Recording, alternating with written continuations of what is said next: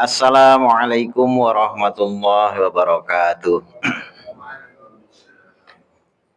Alhamdulillah nahmaduhu wa nasta'inuhu wa nastaghfiruh wa na'udzu billahi min syururi anfusina wa min sayyiati a'malina. May yahdihillahu fala mudhillalah wa may yudlil fala hadiyalah. Asyhadu an la ilaha illallah wahdahu la syarikalah wa asyhadu anna Muhammadan abduhu wa rasuluh. Allahumma salli ala sayyidina Muhammad wa ala ali sayyidina Muhammad amma ba'd. Fa ya ibadallah usikum wa nafsi fit taqwallahi faqad fazal muttaqun. Fattaqullaha haqqa tuqatih wa la tamutunna illa wa antum muslimun. Alhamdulillahirabbil alamin. Hadirin Allah Subhanahu wa taala.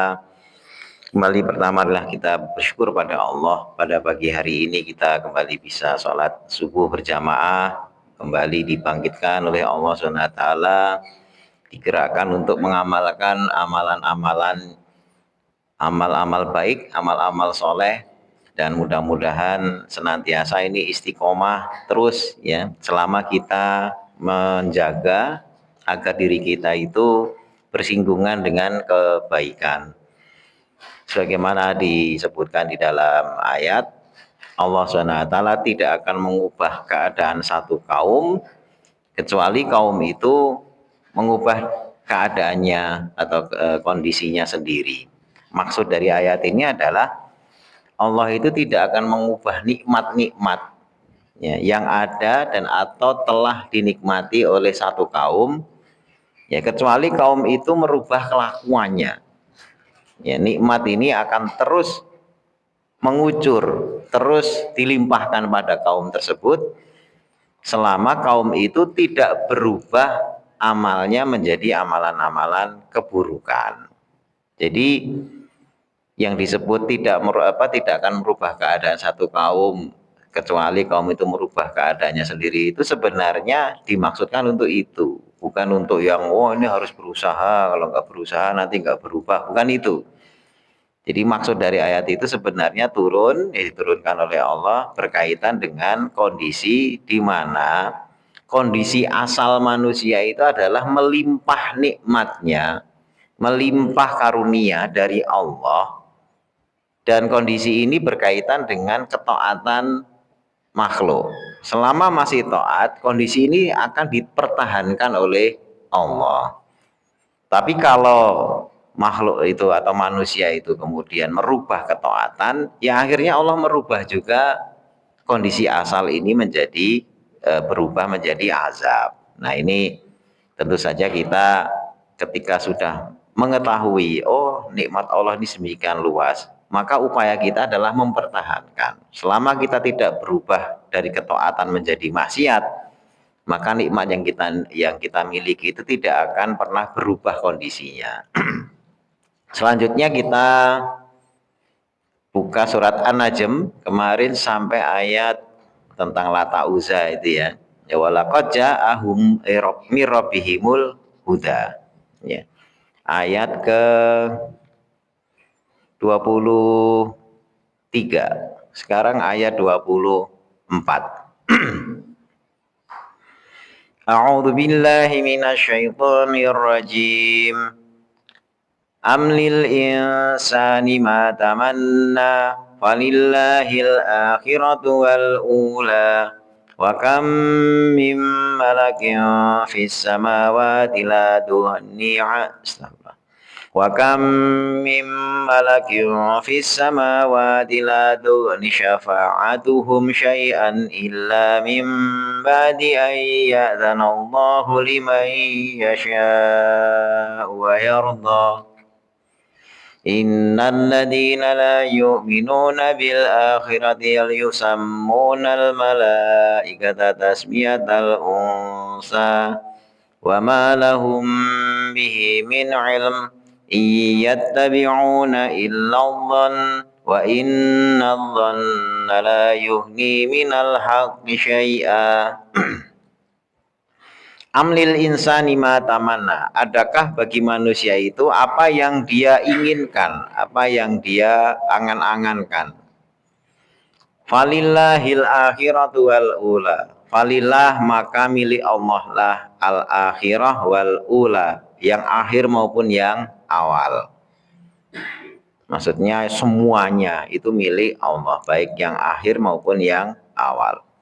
Wa kam mim malak maka wa kam mim malak, dan berapa banyak min malak dari malaikat fis samawati, di langit-langit, la tughni, yang tidak akan mampu, syafa'atuhum, syafaat mereka itu, syai'a, sedikit pun, ya tidak akan mencukupi atau tidak akan bisa mencukupi syafaat mereka itu sedikit pun, illa, kecuali mim ba'di, sesudah ayadzanallah, Allah izinkan, bahwasanya Allah izinkan, lima yasha, bagi orang yang dia kehendaki, wa yarda, dan dia Allah ridhoi.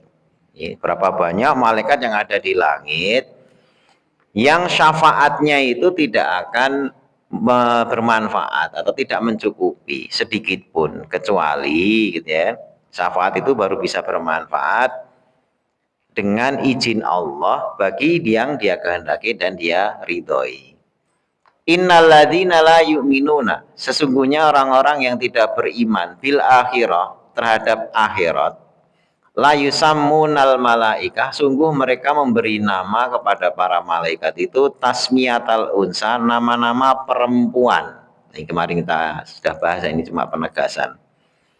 Orang-orang yang tidak beriman itu memberi nama malaikat itu nama-nama perempuan. Wa ma lahum bihi min ilm, dan tidak ada bagi mereka itu dari ilmu. Ngasih nama kok namanya ini itu tuh tidak ada ilmunya. Iyattabi'una illa dhon, tidaklah mereka mengikuti kecuali dhon, hanya persangkaan. Wa inna dhon, dan sesungguhnya persangkaan itu, la yughni minal haqqi syai'a, tidak bermanfaat bagi al-haq. Al-haq itu kebenaran, syai'a, sedikit pun. Ya, ini tentang lanjutan dari yang kemarin, bahwasanya orang-orang musyrik nyembah berhala, berhalanya dinamai Lata, Uzza, Manat, dan banyak yang lain. Ada berhala namanya Hubal, ya. Hubal itu berhalanya gede gitu ya, patung gede gitu ya. Nah, itu setidaknya Sirah mencatat 300-an lebih berhala dengan namanya masing-masing. Diletakkan sebagiannya itu di Ka'bah. Ya, jadi Ka'bah itu dulu waktu zaman Rasulullah ada banyak patung-patung berhala-berhala, bahkan di dalamnya, di dalam Ka'bah itu, ya, itu isinya patung-patung. Termasuk salah satunya adalah patungnya Nabi Ibrahim. Jadi patungnya Nabi Ibrahim itu dibikin, dimasukkan ke dalam ruangan Ka'bah. Ya, jadi kalau yang sekarang ini kan isinya beberapa apa namanya, benda-benda apa, benda-benda ya kayak museum gitu ya, ada gerabah, ada ini. Tidak tahu kalau yang terakhir ya. Tapi waktu dilihat di dalam itu isinya itu. Dulu ada pernah panahnya, kemudian yang diyakini adalah miliknya Nabi Ibrahim gitu ya, di dalam Ka'bah itu. Tapi kalau dulu wah full berhala, ya full berhala. Nah itu dinamai, dan nama-nama itu disebutkan di ayat yang tadi baru selesai kita terjemahkan, itu nama-nama perempuan. Ya, dianggap itu adalah malaikat, merupakan anak perempuannya Tuhan. Ya, padahal mereka pengennya nama-anak laki-laki gitu ya, atau anak laki-laki, tapi buat Allah anak perempuan. Nah, mereka nyembah itu kan punya tujuan. Ya, mereka nyembah itu punya tujuan. Artinya tujuannya itu adalah sebagai perantara, ya, Pak, wasilah. Tetapi mereka itu menjadikan wasilah itu jadi utama, bahkan mengalahkan yang utama, ya. Yang lagi ribut-ribut masalah tawasul gitu, dipersoalkan dan sebagainya, padahal di dalam syariat itu tawasul itu ya ada gitu kan. Tawasul itu dikerjakan juga oleh para sahabat, ya berdoa gitu ya, mencari berkah, bertabaruk itu juga dikerjakan oleh para sahabat. Bertabaruk dengan Quran, bertabaruk dengan air zam-zam, ya itu tidak termasuk bagian dari syirik. Ya, misalnya kita mau minum air zam-zam, dibacain doa apa gitu, itu boleh-boleh, tidak ada masalah, boleh-boleh aja gitu ya. Jadi tapi dipermasalahkan nanti syirik, musyrik dan sebagainya, enggak gitu kan. Karena pernah dikerjakan oleh para sahabat. Maksudnya adalah menggunakan wasilah, ya wasilah dengan keberkahan dari air zam-zam diminum untuk mendapatkan kesehatan. Ya, Nabi sendiri pernah bersabda, zam-zam itu sebagaimana niat apa yang diniatkan ketika minum. Ya, jadi cara mendapatkan manfaat air zam-zam itu adalah ketika minum itu ya baca doa, nggak usah ini dosanya apa nggak diapalin apa, ada ramalan khusus ya, ada baca dari Nabi sih, ada baca ini gitu kan, tapi dengan bismillah aja sudah cukup.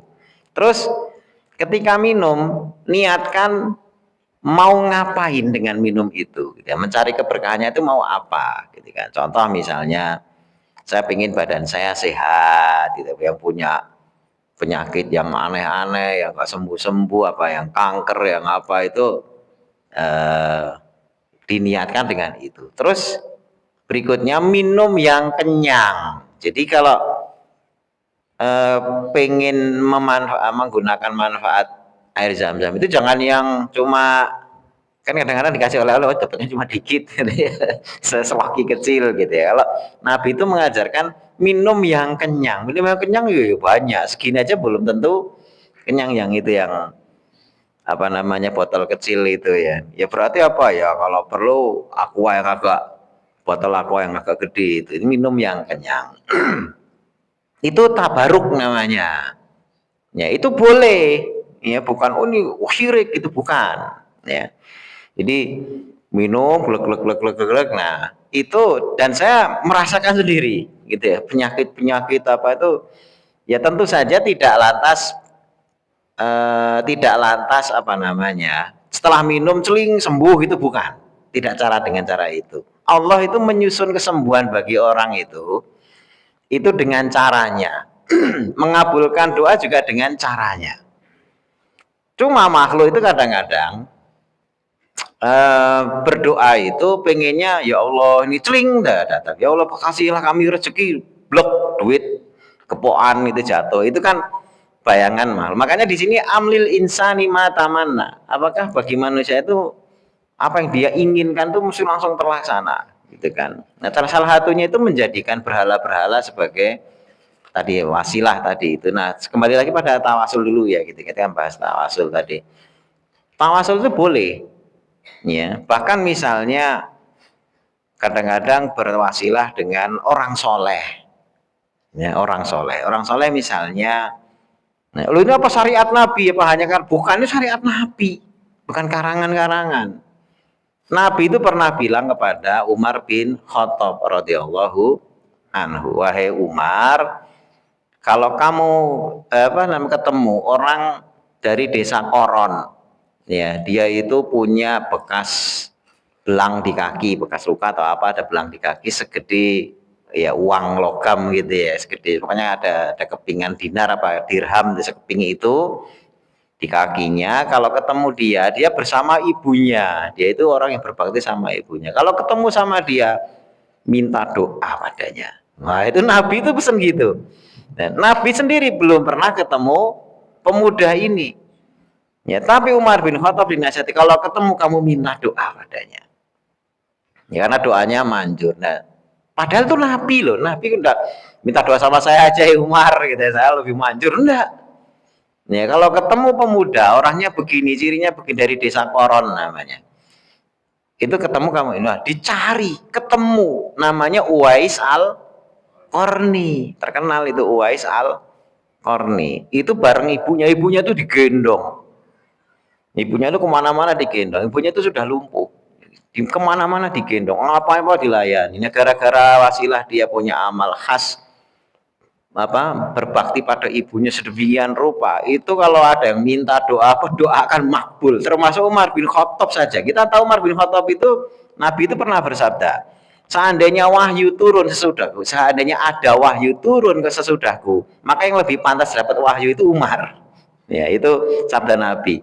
Tapi beliau tetap berpesan, kalau ketemu ada pemuda gini, kamu minta doa sama dia, gitu kan.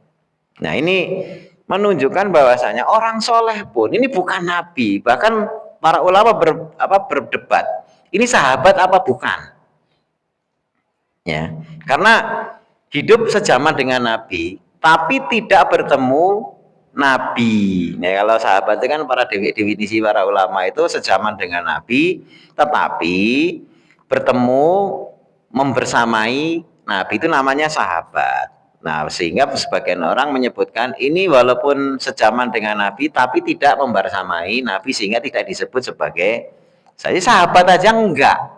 Ya, bukan sahabat. Tapi Nabi bilang ketemu minta doa.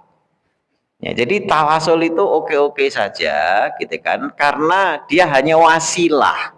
Nah, orang kafir itu juga mengatakan bahwasanya saya nyembah berhala, saya tidak nyembah ini, tapi nyembahnya Allah, gitu ya. Jadi ini berhalanya ini hanya sekedar wasilah. Nah, tapi pada prakteknya nggak begitu, ya nggak begitu. Jadi kata wasilah yang diucapkan oleh orang kafir ini hanya bohong, ya bohong saja.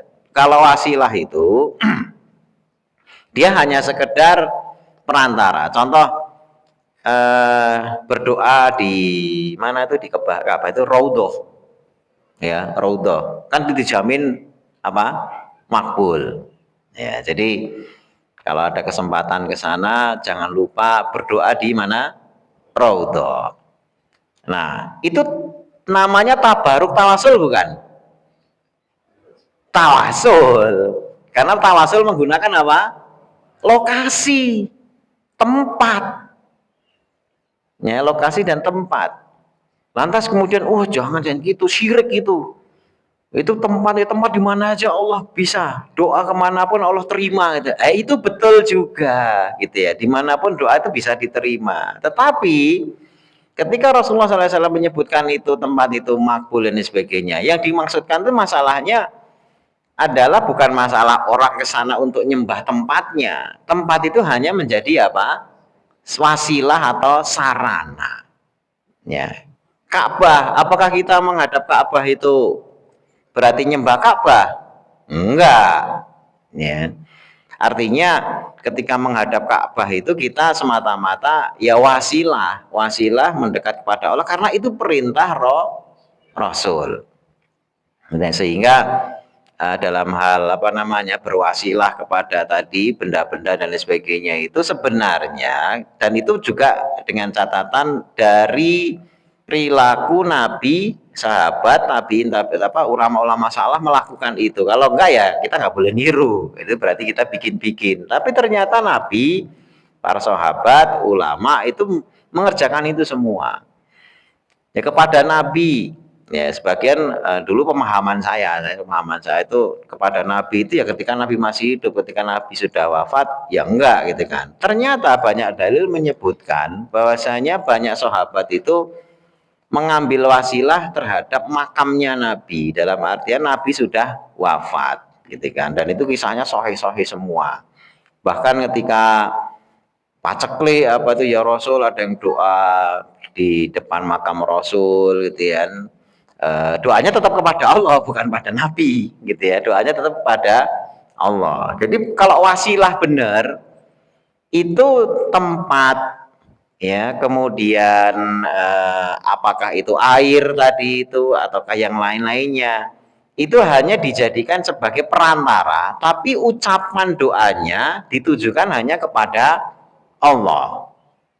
Ya, air Zam-Zam itu tidak kita bilang ya air Zam-Zam sembuhkan saya, nggak boleh ya, tapi dengan Bismillah, semoga dan perantaraan ini karena mengikuti petunjuk Nabi, ya Allah sembuhkan saya, misalnya gitu. Saya pengen minum air Zam-Zam ini untuk kesehatan jantung saya, ya ini sembuh. Nanti akan dikasih jalan. Nah, jalannya itu tadi saya bilang tidak selalu celing tiba-tiba sekarang dada saya ada lega, nyesek saya hilang dan sebagainya. Enggak. Kadang-kadang jalan sembuhnya itu tiba-tiba ketemu dokter atau ketemu orang. Terus datang tiba-tiba main ngobrol. Kenapa? Saya dengar kamu sakit ini gini. Oh, iya, jantung saya gini. Udah gini aja, saya dulu pernah juga ngalami kayak gini kan gini. Oh iya betul, berarti sama itu kan. Kamu coba lakukan ini. Kalau malam begini, kalau pagi gini, kalau sore gini. Terus kalau ada matahari ini begini, begini. Diajari gitu ya. Ada petunjuk-petunjuknya. Terus makan yang ini, jauhi yang ini dan lain sebagainya. Oh gitu ya. Terus gimana? Saya jalani ini 2 bulan hilang penyakit saya gitu kan. Coba-coba saya coba gitu kan. Nah terus dicoba 2 bulan bener hilang. Nah, itulah dari wasilah minum air Zam-Zam. Ditemukan dengan orang yang punya penyakit sama, terus bisa sembuh dengan satu cara. Ya. Barangkali kalau nggak minum air Zam-Zam tidak ditemukan oleh Allah orang yang begitu itu. Ya, atau tiba-tiba nemu tetap berobat juga gitu ya, doa minum air Zam-Zam tetap berobat juga, ketemu dokter. Saya sudah 10 dokter ketemu, nggak ada efeknya ini dok, ini yang ke-11 ini. Apa sih Pak ini sebenarnya? Oh, ternyata Bapak ini, gitu kan.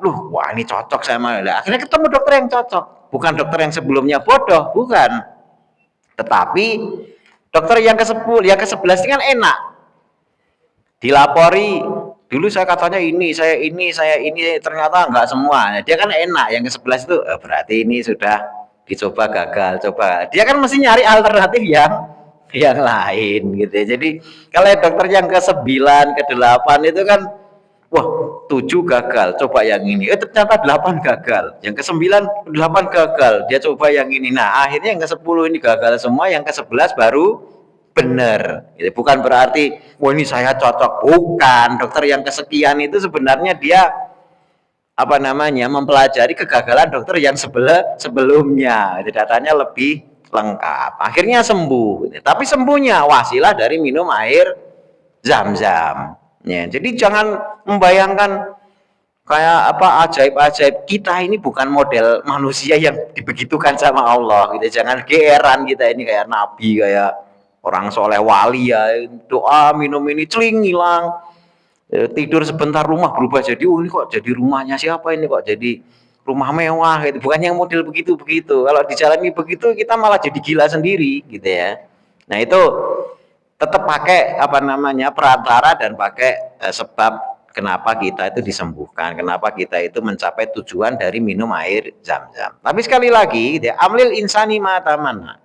Apa manusia itu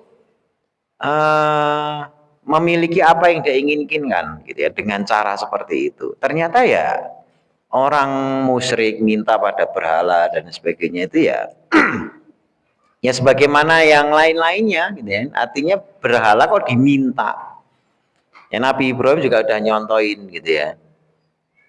Kalian minta mana siapa gitu ya. Ini nggak bisa ngomong, nggak bisa ada lalat menslo aja, nggak bisa ngusir gitu ya. Amlil insani mana. Falillahil akhiratu wal ula. Tapi milik Allah. Apa yang awal dan artinya semuanya milik Allah. Kalau minta pada Allah. Kalaupun ada wasilah, mintanya pada Allah. Orang musyrik enggak. Walaupun mereka bilang wasilah, minta mereka kepada Lata, Uzza dan disebut namanya, ya mintanya pada mereka. Inilah yang tidak boleh. Ya, karena langsung menyebut nama mereka dan mintanya pada mereka.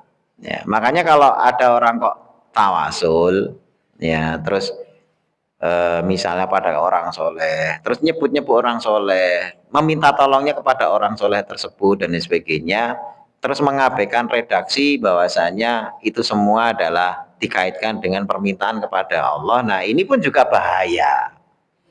Ya ini bahaya karena itu sama halnya dengan kelakuannya orang-orang musyrik gitu kan. Jadi harus tertanam pada dirinya keyakinan walaupun mungkin nyebut juga nama orang solehnya atau nama kalau dalam hal ini misalnya nama Rasul ya Rasul gitu ya.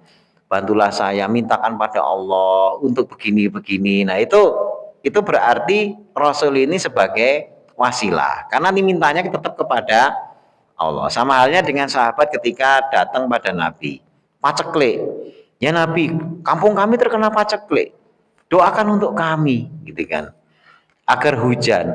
Oh ya sudah, doa hujan terus gitu ya. Begitu hujan terus, Nabi itu nggak bilang hujannya sampai kapan, gitu ya. Hujannya itu berapa lama? Enggak, hujan terus. Akhirnya orang pada datang lagi pada Nabi. Ya Nabi, hujan dari kemarin belum turun-turun, belum berhenti-berhenti. Sekarang keluarnya apa? Banjir, gitu ya. Ya akhirnya Nabi berdoa hujannya berhenti, gitu kan. Jadi seruan nyeru pada Nabi oke, ya, kepada orang soleh juga oke, diseru namanya, tapi mintanya kepada Allah. Nah, bedanya dengan orang kafir, orang musyrik, yang diseru itu nama berhala, tapi mintanya juga kepada berhala. Terus ketika mereka membuat sajen, ya sajen sembelihan, makanan, minuman, kan disajikan ke depan berhalanya itu. Itu kalau ada tiba-tiba misalnya buah atau makanan apa itu kan gelinding. Jadi mereka itu ada altar. Altar itu ada altar atau untuk tempat persembahan bagi berhalanya, tapi juga ada altar persembahan buat Allah. Ya, jadi dua altar. Nah, kalau makanan yang di altar untuk berhala, ya untuk berhala, itu tiba-tiba makanannya gelinding gitu ya, jatuh masuk ke altar yang untuk persembahan untuk Allah, mereka akan pindah. Wah, ini jatahnya berhala, gitu kan, dipindah, gitu kan. Ini sudah ada tempatnya masing-masing, gitu. Jadi kalau dari berhala itu gelinding ke altar yang persembahan untuk Allah itu dipindah lagi. Tapi beda halnya kalau persembahan untuk Allah gelinding ke tempat berhala. Itu langsung biarkan saja, itu memang kehendak Allah. Jadi itu kurang ajar itu mereka. Jadi kalau terhadap persembahan pun, ya itu mereka tidak adil gitu ya, dalam artian itu sudah memang kurang ajar mereka ya, pada Allah itu memang sudah kurang ajar. Jadi kalau ada persembahan dari berhala gelinding ke pada Allah, mereka katakan apa namanya, ini harus dikembalikan karena masing-masing punya jatah. Tapi kalau dari Allah gelinding ke berhala gitu ya, pindah ke berhala, mereka biarin saja, memang itu kehendak Allah. Nah, itu kurang ajarnya itu, termasuk juga memberi nama malaikat dengan nama perempuan sementara mereka tidak mau punya anak perempuan. Nah, itu makanya tidak bisa dikatakan oh, ini wasilah gitu. Nah, itu tidak bisa. Itu namanya melecehkan Allah.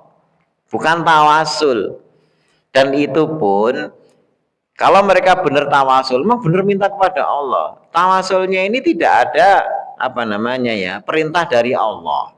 Ya, tidak ada perintah dari Allah. Itu patung ini jasanya apa? Patung ini punya histori latar belakang apa, orang cuma benda yang nggak jelas gitu kan. Kalau wasilah-wasilah yang disyariatkan, ya, yang dibolehkan syariat ya, bukan syariat kan, yang dibolehkan syariat untuk kita jalani, itu biasanya wasilahnya adalah wasilah-wasilah yang juga memiliki histori kedekatan kepada Allah. Contoh, air zam-zam, kenapa boleh dijadikan wasilah untuk tawasul gitu, untuk berdoa, minta sembuh dan lain sebagainya? Karena air zam-zam ini historinya ada karena ketaatan seorang hamba kepada Allah, yakni ibunya Nabi Ismail. Ya, jadi punya sejarah kedekatan kepada Allah. Ka'bah sama, namun menghadap ke sana. Ya kan ada historinya. Histori-histori yang berkaitan dengan ketaatan kepada Allah, kepada orang soleh, minta doa dan sebagainya sama. Ya, kenapa minta doa ke wasilah pada dia? Karena memang dia orang soleh. Tapi kalau pada Lata, Uzza, Manat, katakan ini sama-sama wasilah, lah ini kan benda mati, nggak ada ceritanya mereka ini taat pada Allah, soleh dan sebagainya, nggak ada ceritanya. Tiba-tiba dijadikan apa? Wasilah, gitu kan. Air zam-zam walaupun makhluk, tetapi pada sejarahnya makhluk ini digunakan oleh hamba yang taat kepada Allah untuk kebaikan. Ya, jadi bertabaruk, berwasilah kepada kebaikan dari historinya air Zam-Zam tersebut, gitu kan. Jadi kalau ada benda-benda yang seperti itu, dalam artian tidak minta kepada bendanya, dan tentu saja ada nas yang Nabi Shallallahu Alaihi Wasallam sebutkan, dan itu semuanya apa namanya semuanya terpenuhi, nasnya ada, kemudian juga historinya ada, dan juga khasiatnya juga terbukti dari sejak zaman sahabat sampai sekarang. Di amlil insani matamana falillahil akhiratu wal ula wa kam mim malakin fis samawati la tughni syafa'atuhum syai'an. Dan berapa banyak dari malaikat-malaikat yang ada di langit-langit sana itu yang tidak mencukupi atau tidak bermanfaat syafaat mereka itu sedikit pun. Ya, kecuali sesudah Allah izinkan, ya, lima yasha wa yarda, bagi orang yang dia kehendaki dan orang yang Allah ridhoi. Jadi syafaat itu setelah dapat izin dari Allah, setelah dapat ridho dari Allah. Tidak hanya sekedar udah ini berhak mensyafaati. Kalau tidak ada izin dari Allah maka tidak bisa bermanfaat. Sebagaimana di ayat kursi itu, ya. Man zalladzi yashfa'u indahu illa biizni. Ya, man zalladzi yashfa'u illa biizni. Jadi tidak ada yang bisa mensyafaati kecuali izin Allah. Termasuk siapa? Ya Rasulullah. Ya Rasulullah SAW itu memang kita harapkan syafaatnya. Tetapi ya, Nabi menunjuk siapa itu baru lolos syafaat itu di ACC kalau dapat izin dari Allah. Ya. Nabi Ibrahim mensyafaati bapaknya ya nggak bisa. Ya. Nabi Ibrahim kekasih Allah betul. Dia mencoba mensyafaati bapaknya. Ya ketika Allah mengatakan, Nabi Ibrahim, bapakmu nggak bisa. Ya sudah, karena memang tidak diizinkan oleh Allah. Walaupun itu bapaknya sendiri. Walaupun itu bapaknya sendiri. Sehingga syafaatnya walaupun itu kekasih Allah dan itu adalah bapaknya sendiri yang dia hormati, yang dia kasihi, ternyata Allah pun menolak syafaat dari Nabi Ibrahim, bahkan dilarang mendoakan.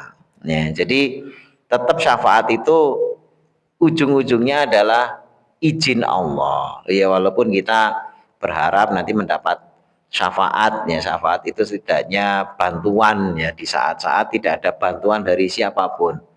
Dan syafaat itu bisa dari macam-macam, termasuk syafaat yang bisa kita kontrol. Ya bisa kita kontrol. Itu adalah syafaat dari amal soleh kita. Yang mendapatkan syafaat dari apa? Amal soleh kita. Dan itu manfaatnya di dunia maupun di akhirat. Ya, ketika ada 3 orang yang terjebak ke dalam goa, ya itu kan dapat problem, itu dapat kesulitan, nggak bisa keluar dari goa. Terus akhirnya berdoa, ya doa dengan ya tawasul lagi, dia bertawasul, berwasilah, tawasul dengan amal soleh. Ya Allah, saya dulu pernah begini ya. Ya seandainya ini memang ya ini semata-mata karenamu, semata-mata ikhlas lillahi ta'ala, jika tolong kami ya pintunya buka 1/3, 2/3, akhirnya buka full bisa keluar gitu kan. 3 orang itu semuanya bertawasul, itu dapat syafaat dari amal solehnya. Ya, nah ini bisa kita jadikan senjata juga gitu kan. Kalau lagi punya problem banyak, uring-uringan, utang banyak, ditagih sana kemari, cobalah ingat-ingat amal soleh apa yang pernah kita lakukan, terus kita ungkit gitu istilahnya di hadapan Allah. Tapi ya jadi makanya kalau ngundat itu jangan di hadapan makhluk, Allah nggak suka. Ya kita pernah sedekah, orang susah kita bantu, terus suatu ketika kita ada masalah sama yang kita bantu itu, terus diundat, kamu dulu sudah saya bantu, ini nggak inget apa itu, diingetin lagi dulu pernah bantu, itu nggak boleh. Ya ngundat itu hanya boleh kepada siapa? Allah. Pernah niat ikhlas, amal ibadah gitu ya, Ya Allah, saya dulu haji, saya itu nabung, ya saya tumpukin harta gini-gini akhirnya bisa berangkat haji gitu kan. Keperluan saya ngempet nggak makan ini nggak makan itu dan sebagainya bertahun-tahun agar bisa haji dan sekarang bisa haji. Nah, saya berwasilah dari amal saya yang seperti itu dan haji saya. Lepaskan saya dari beban misalnya utang kah atau yang lainnya. Boleh. Ya.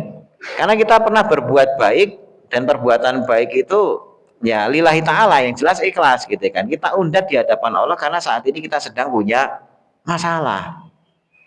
Ya. Jadi tadi wasilah kepada orang soleh boleh juga. Orang soleh pun kenapa doanya bisa diterima? Karena dia juga memiliki histori kebaikan-kebaikan yang banyak. Kebaikan-kebaikan yang banyak inilah yang nantinya jadi jalan kenapa permintaannya juga dikabulkan. Gitu kan. Bahkan kalau perlu tidak hanya satu amalan, ya Allah, saya itu kan biasa begini, saya biasa begitu, saya biasa ini, saya baca Quran, saya sholat malam, saya ini, nggak apa-apa, tapi di hadapan Allah. Ya, bebaskan saya dari masalah saya yang ini, bebaskan saya dari ini dan lain sebagainya. Itu udah ada apa-apa, tidak ada masalah, gitu kan? Karena memang, oh tapi kok kayak kurang ajar ya hadapan Allah kita seperti tidak ikhlas. Loh kok kayak hadapan Allah seperti nggak ikhlas? Itu justru menunjukkan kita ini dekat sama Allah.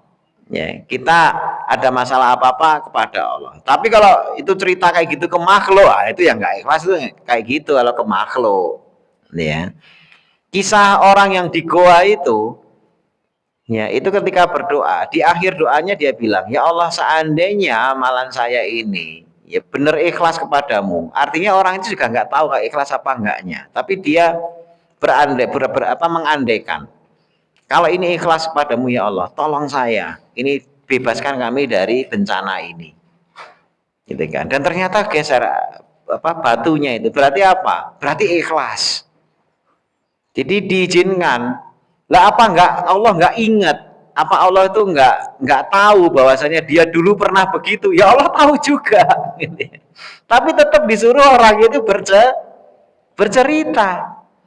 Apa enggak cukup misalnya, ya Allah minta tolong saya dibukakan gua ini. Sebenarnya kan Allah kan maha tahu, amalan saya kan tahu kan Allah, gak perlu saya ceritain.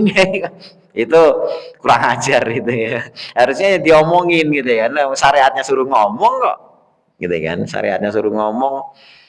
Jadi ya Allah Anda tahu amalan saya kayak apa gitu kan. Ya udah tolong saya, jangan dibiarin aja misalnya gitu kan. Ya bisa aja. Bisa aja gitu kan. Tapi ternyata kita dalam kisah itu disebutkan, diceritakan, ya ceritakan, karena itu hal yang sesuatu yang bisa kita jadikan amalan mana yang mau kita jadikan sebagai andalan, ya andalan untuk menyelesaikan masalah kita. Makanya amal soleh itu ya diingat enggak apa-apa. Ya, jangan terus kerjakan lupakan gitu kan. Pada satu ketika amal baik kita itu ternyata bisa kita manfaatkan untuk menyelesaikan masalah di hadapan Allah. Ya tidak terus, waduh, lupa saya dulu amal soleh apa, lupa apa nggak punya gitu. kalau kalau lupa gitu kan ya boleh aja tadi dengan redaksi, ya Allah saya lupa amal soleh saya itu apa, saya juga nggak tahu gitu. Tapi apapun amal saya kalau itu soleh saya minta saya dimudahkan, nah, itu boleh ya, sopan gitu ya, yang sopan artinya kita nggak ingat amal kita yang dulu itu kayak apa, itu kalau benar-benar lupa boleh-boleh saja. Tapi kalau enggak, kita perlu ingat satu kejadian yang kita itu di situ benar-benar ya amalannya luar biasa dan kita hadirkan di hadapan Allah lagi untuk menyelesaikan masalah kita gitu ya. Jadi syafaat kembali lagi hanya bermanfaat kalau Allah izinkan dan Allah ridhoi. Kemudian orang-orang yang tidak beriman itu menamakan malaikat dengan nama perempuan. Ini sudah kita bahas ya. Tidak ada ilmu bagi mereka. Ini pun juga kita bahas kemarin, ini soal pengulangan. Iyattabi'una illa dzon. Tidaklah mereka mengikuti kecuali sangkaan. Dan zon itu tidak bermanfaat untuk mendukung kebaikan, mendukung kebenaran sedikit pun. Zon itu kalau bahasa ilmiahnya itu baru hipotesa. Ya, hipotesa itu ya sekedar teori. Ya, teori. Jadi kemungkinan, nah itu hipotesa itu gitu, kemungkinan yang namanya ini tuh begini. Nah, kemudian diteliti. Nah, diteliti untuk membuktikan apakah kemungkinan itu benar atau kemungkinan itu salah. Makanya kalau orang yang sedang nyusun penelitian skripsi, hipotesa itu H0. Belum terbukti. Baru ada di angan-angan kepala penelitinya. Misalnya kayak kalau dulu zaman SD itu ada peneliti metodologi ilmiah sederhana. Ya, jadi kok ini ada tanaman di sekitar kandang sapi yang kotor, tanamannya kok malah subur-subur. Sementara yang jauh dari kandang tanamannya nggak terlalu subur. Ini apa kandangnya? Apa karena kotorannya? Apa karena yang lain-lainnya? Akhirnya lah dicari sebab akibatnya dibatasi. Ketika apakah kandangnya gitu kan. Nah, dia ini mungkin kandangnya keramat gitu ya. Akhirnya dibuatlah kandang. Sawahnya luas gitu ya, dibikin kandang di tengah sawah gitu kan. Terus diamati gitu ya. Ini padi yang di ujung sana sama yang dekat kandang lebih subur mana? Ternyata sama aja. Berarti bukan kandangnya ini. Tiwasta bangun kandang di tengah sawah. Padi di sekitar kandangnya tidak subur juga, sama aja sama yang jauh dari kandang. Berarti apa ini? Mungkin kotorannya, ya kotoran sapinya atau apa. Akhirnya dia punya tanaman dikasih kotoran sapi gitu ya. Terus diamati, ternyata subur. Wah bener, berarti kotorannya ini yang bikin subur. Akhirnya terciptalah yang namanya pupuk kandang. Itu metodologi ilmiah. Ya, jadi pupuk yang dihasilkan dari kotoran sapi, gitu ya, kotoran kerbau, kotoran kambing, kotoran ayam, ini pupuk kandang karena memang ya dari kandang. Nah, tapi bukan kandangnya itu yang bikin subur. Itu jadi sebelum dibuktikan itu namanya hipotesa. Hipotesa itulah zon. Ya, hipotesa itu adalah zon. Nah, kemudian setelah diteliti dan ada buktinya, nah itulah baru yang namanya ilmiah. Nah, itu baru namanya ilmiah. Nah, yang namanya ilmiah inilah kebenaran.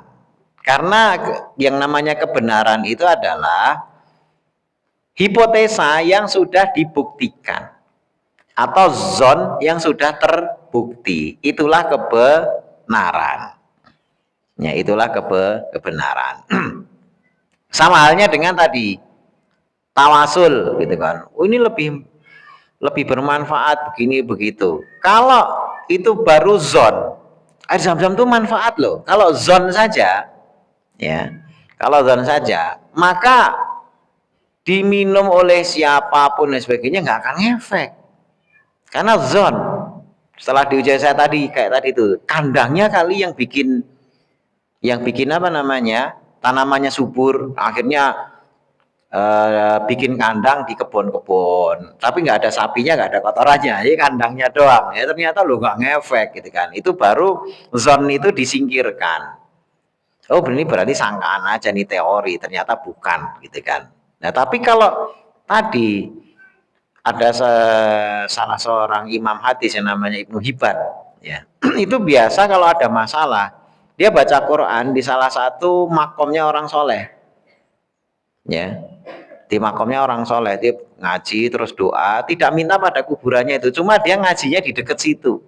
Terus beliau cerita di kitabnya itu, setiap kali saya baca Quran, setiap kali saya ada masalah terus baca Quran di dekat makomnya ada seorang ulama di situ yang soleh waktu hidupnya, terus saya berdoa di situ kepada Allah. Ingat ya catatannya, berdoa bukan pada kuburannya. Dia hanya mengambil tempatnya saja dekat situ. Dia membaca Quran terus berdoa kepada Allah, dan itu selalu terkabulkan apa yang saya minta, dan itu tidak hanya sekali, berulang-ulang. Itu Imam Ibnu Hibban, penyusun kitab Sahih Ibnu Hibban. Itu melakukan itu. Baca Al-Quran, dekat makam orang soleh, terus mintanya kepada Allah. Nah artinya apa? Ini bukan dzon. Ya, kenapa? Karena berulang sama, tidak lagi hipotesa, tapi satu kebenaran. Kecuali kalau ini ngefek, terus besoknya nggak ngefek, besoknya lagi nggak ngefek, kemarin itu kebetulan doang, gitu ya. Itu bisa jadi begitu, gitu ya. Tapi ini berulang-ulang, ya berulang-ulang. Ya sama halnya dengan pupuk kandang, dipupukkan ke sana, tumbuhan bayem, subur.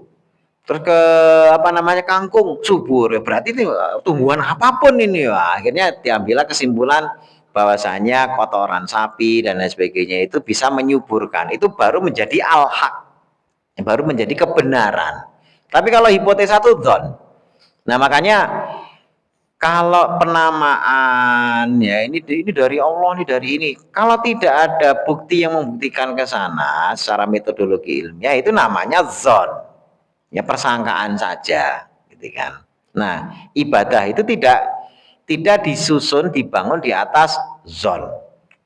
Lah bukannya dalil-dalil Al-Quran ini juga zon, disangka hanya dari Nabi Muhammad, disangka hanya dari malaikat Jibril, enggak, ya tidak seperti itu. Kenapa? Karena Al-Quran ini nantang, ya, kembali lagi ke sana, ijazul Quran.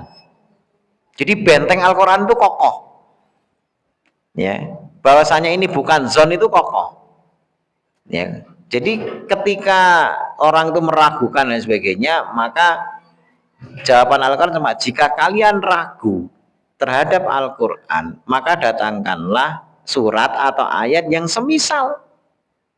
Yang semisal. Jadi suruh nandingi. Apakah saat ini tantangan tersebut tidak berlaku? Masih berlaku. Apa orang kafir nggak dengar? Apa orang kafir nggak tahu? Kenapa nggak bikin? Karena nggak mampu. Ya, artinya apa? Zon di sini jadi terbantahkan karena ternyata makhluk pun nggak bisa bikin. Kalau manusia nggak bisa bikin, berarti memang ini dari bukan manusia, gitu loh. Jadi apa namanya? Kalau misalnya ada orang ini apa nih? Ini benda dari surga. Benda dari surga. Oh bener apa enggak benda dari surga? Ya sudah cek aja, cek gitu kan. Tuh dilihat komposisi kimiawinya. Oh ini mah aluminium doang gitu ya. Ini aluminium ini gitu ya. Kamu bisa bikin? Ya bisa, aluminium bahannya ada terus dibikin ya bisa. Ya. Jadi karena cuma aluminium setelah setelah dicek ini dan sebagainya. Ini berarti bukan dari surga. Orang barang bisa dibikin orang Cina aja banyak gitu kan.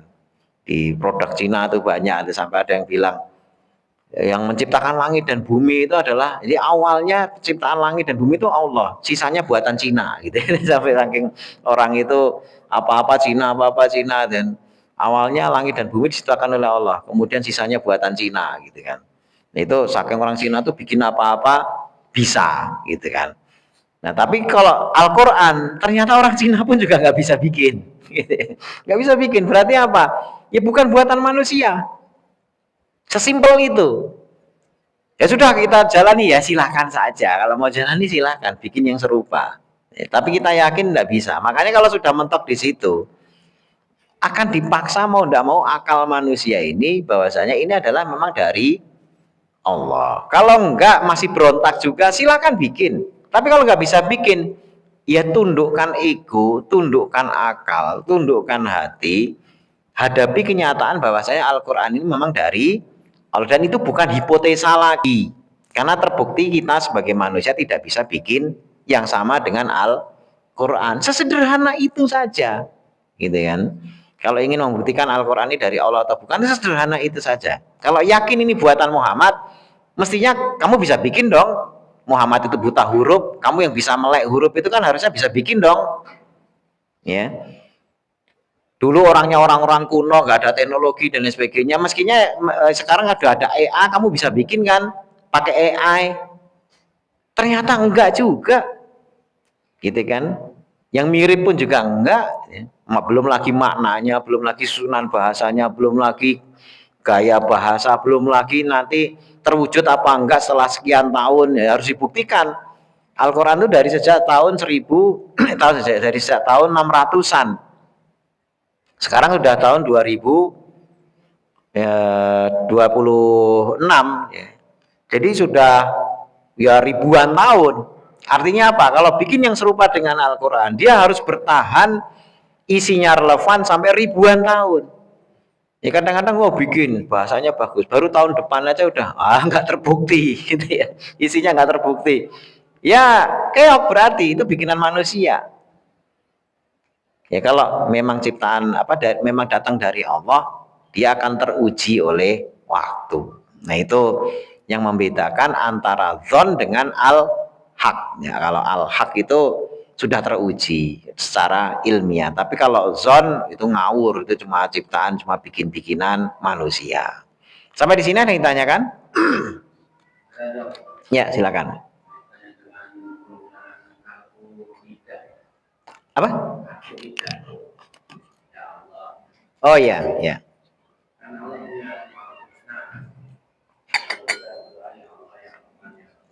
Ya.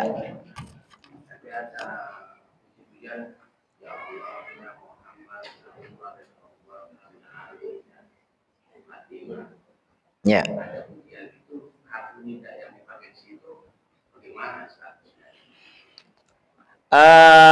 Ini saya menukil saja kitab Ihya Ulumuddinnya Imam Al-Ghazali. Di salah satu bahasan di sana itu beliau itu tidak menyukai seruan kepada Allah terus disambung kepada makhluk, itu nggak suka. Ya, itu nggak suka. Jadi ya Allah ya Muhammad itu nggak mau. Beliau itu nggak suka. Karena seruan itu kepada Allah, jangan disejajarkan seruan kepada makhluk. Gitu kan. Jadi disejajarkan itu kalau menyeru gitu ya, ya Allah, sebut Allah. Kalau kemudian ada sebutan yang lain, jangan dijejer. Jangan dijejer. Ya jangan dijejer itu, jangan ya Allah ya Muhammad, ya Allah ya Muhammad, itu bahasan Aswaja loh ya, itu kitabnya Aswaja, kitab Ya Ulumuddin, itu ada bab seperti itu tidak disukai, tidak disukai. Makanya kalau berdoa ya kepada Allah saja, gitu kan. Tapi kalau seruannya kepada misalnya Nabi Muhammad dan sebagainya, kalau itu sifatnya puji-pujian sholawat, tidak ada masalah. Ya. Kalau menyebut Nabi, kemudian juga menyebut Allah dalam artian menyebut Allahnya itu adalah dalam rangka mensolawati Nabi, itu boleh. Ya Allah gitu ya. Kemudian baca solawat apa yang juga menyeru kepada Nabi tapi isinya solawat, itu boleh. Tapi kalau berdoa menyebut dua-duanya itu tidak disukai. Ya, karena seperti menduakan antara Allah dan Nabi Muhammad itu seakan-akan sejajar. Itu di kitab Ya Ulumuddin ada dibahas seperti itu.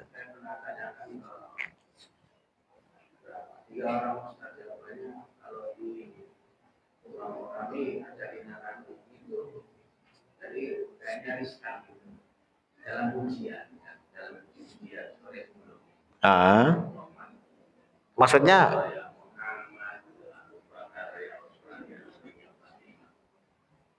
dalam doa maksudnya. Oh pujian, memuji gitu ya.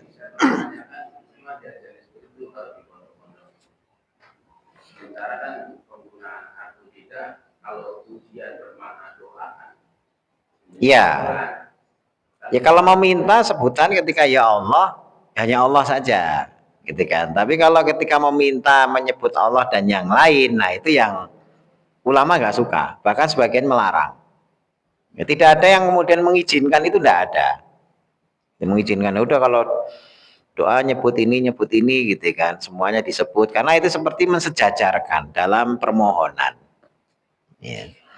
Itu dibahas di kitab Ihya Ulumuddin ada seperti itu. Kalau nyeru ya ada Allah dan ada Muhammad karena dua-duanya berbeda. Nabi Muhammad itu mulia, betul, makhluk paling mulia. Allah lebih mulia. Makanya ketika menyebut bareng itu ulama tidak terlalu suka, gitu kan. Tapi kalau terkait sama tadi seruan kepada Allah, terus ada seruan pada Nabi tapi sifatnya sholawat, nah itu tidak ada masalah, ya itu tidak ada masalah. Kaitannya dengan urusan hati ya. Kan kita berdoa Allah tahu dengan kondisi hati kita. Ya. Nah itu orang jahil, orang kafir dia berdoa karena Allah juga tahu dengan hatinya orang kafir. Dia mengatakan li qaribuna jufa. Ya. Kan gitu ya. Ya di surat Zumar. Allah Maha tahu dengan hatinya, dia berdoa menempel dengan berhala, dia merasa benar saja. Ya. Ya kan gitu. Ya. Saya perhatiin ternyata setannya lebih pintar kan. Ya. Karena kalau berdoa dekat Ka'bah, asalnya bukan seperti ini, pakai palu ini, bentukan karet. Siapa yang dekat-dekat Ka'bah sampai ke Rasulullah itu mungkin tangannya. Ya, ya, ya. Salah satunya itu untuk menjaga akidah. Iya. Itu kurang ditekankan kan ya. Ya, jadi gini, ada perkataan Imam Az-Zahabi. Imam Az-Zahabi itu muridnya Ibnu Taimiyah. Kadang-kadang orang itu menghormat dengan penghormatan yang berlebihan.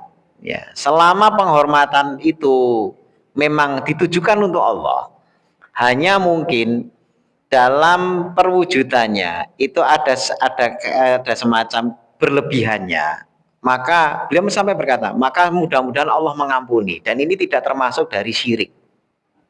Ini, contoh misalnya gini, ada orang, Nabi itu kan paling nggak suka ketika ketemu ketika sahabat ketemu terus tadinya duduk kemudian berdiri, itu nggak suka kan, nggak suka. Nah tapi ada orang yang bahkan ketemu Nabi itu sampai sujud gitu kan. Tidak hanya waktu hidupnya, bahkan ketika ketemu makam Nabi itu dia bersujud. Nah, perilaku yang model begini ini, ya dengan catatan dia sujud bukan menyembah Allah. Ya, dia sujud itu karena memang takzimnya kepada Nabi, terus tetap dia itu hatinya kepada Allah. Nah, itu mudah-mudahan Allah memaafkan. Itu beliau masih bilang begitu. Artinya begini, bedakan antara adab-adab orang yang ingin takzim dengan orang yang memang ingin mensekutukan Allah dengan menggunakan Nabi sebagai sekutu, gitu loh. Kita yakin bahwasanya umat Islam itu tidak ada yang memposisikan Nabi sebagaimana posisi Nabi Isa alaihi salam yang dituhankan. Kepada Nabi itu orang murni takzim, hanya kadang-kadang takzimnya berlebihan. Nah, itu Imam Az-Zahabi, ini murid Ibnu Taimiyah, mengatakan semoga Allah mengampuni mereka ini, gitu kan. Jadi misalnya ada yang tetap di makam Nabi itu dengan hormatnya dan sebagainya, ya itu semuanya semata-mata penghormatan. Ya, jadi sehingga jangan sampai dipermasalahkan, gitu kan. Kalaupun misalnya ada laskar saat ini ya ditertibkan oleh laskar, nggak boleh di depan makam Nabi nggak boleh lama-lama disingkir-singkirin, ada yang baca Quran dipukuli, diusir dan sebagainya. Ya itu upaya pencegahan. Tapi sebenarnya kalau dulu para sahabat, tabiin apa itu biasa di depan makam Nabi itu baca Quran biasa. Ya cuma sekarang ini ya mungkin dikhawatirkan orang sekarang ini gampang sekali melenceng, mungkin ya saya nggak tahu ada kebijakan seperti itu. Karena tapi ya sekali lagi kalau ada orang yang sedikit agak berlebihan, ini tidak lantas bisa dikatakan kafir atau musyrik. Karena rata-rata orang kepada Nabi itu adalah hormat, bukan menyembah, gitu. Yang lain? Baik, ya semoga ini difahami agar kita tidak mudah-mudah memvonis orang musyrik, memvonis orang kafir dan lain sebagainya, hanya sekedar secara zahir menampakkan penghormatan kepada hal-hal yang sifatnya bersejarah. Ya, tapi sekali lagi semuanya adalah amalan hati. Ya, semuanya adalah amalan hati. Bisa jadi orang menghormati berlebihan dan ternyata musyrik, bisa jadi. Ya, tetapi kita tidak bisa menghukumi secara zahir begitu langsung orang ya karena hormat, oh ini syirik, ada makam Nabi apa berdiri atau melakukan apa, oh ini syirik, nggak bisa begitu, gitu kan. Semuanya harus dilihat secara utuh. Dan syirik itu karena sebagiannya adalah amalan hati, makanya kita tidak bisa memvonis. Sama halnya dengan munafik. Munafik itu sebagian besarnya adalah amalan hati. Ya, dia iman kepada Allah secara zahir tapi hatinya kafir. Tapi kafirnya hati nggak bisa dilihat. Makanya memvonis musyrik dan munafik itu nggak bisa kalau cuma hanya sekedar zahirnya saja, gitu ya. Itu demikian, mudah-mudahan bermanfaat. Kita tutup dengan kafarah majelis. Subhanakallahumma bihamdika asyhadu alla ilaha illa anta astaghfiruka wa atubu ilaik. Assalamualaikum warahmatullahi wabarakatuh.